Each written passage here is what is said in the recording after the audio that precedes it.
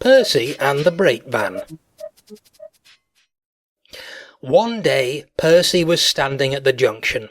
He had a long goods train which he was taking to Tidmouth, but he had to wait for Henry to pass with a passenger train before he could go on. Henry was late, but the sun was warm and Percy didn't mind. At last, Henry arrived.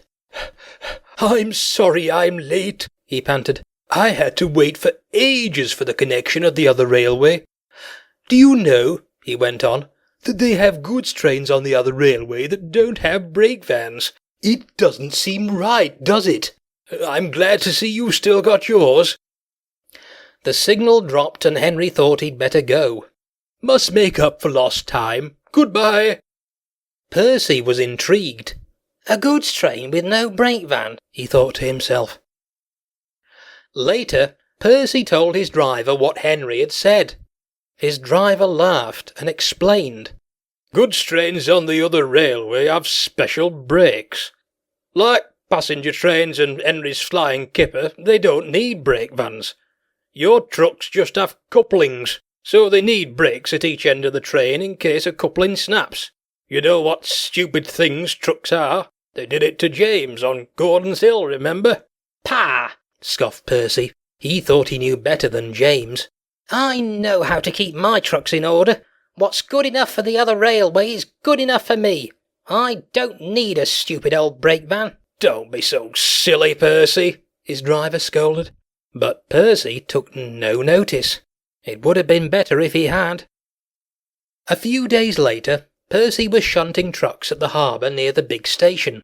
He was just completing his train by backing onto the brake van when the shunter's attention was distracted. The shunter thought that he had coupled the brake van to the train, but he hadn't. The guard blew his whistle and Percy set off quickly, hoping to get a good run at the hill leading to the main line. But the guard and his van were left behind. The guard waved and shouted, "Stop, Percy! Stop!" But Percy didn't hear. He was too busy climbing the hill. All might have been well if Percy hadn't started so quickly. Unfortunately, the jerk had weakened one of the couplings. As Percy snorted up the hill, the weight of the loaded trucks dragging behind the weak coupling broke it. The last 4 trucks began to run back down the hill towards the harbour. The guard was standing on the veranda of his brake van.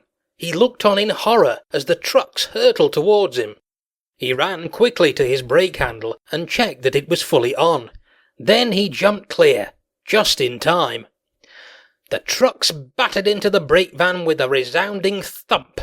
The van shuddered and screeched as it was pushed along the line, but it stood firm and stayed on the rails.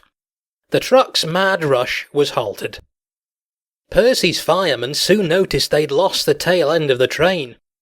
Percy backed slowly down the hill to see what had happened. "Phew!" remarked Percy's driver as they helped to clear up the mess. "You see, Percy, brake vans do have their uses after all." And Percy had to admit his driver was right.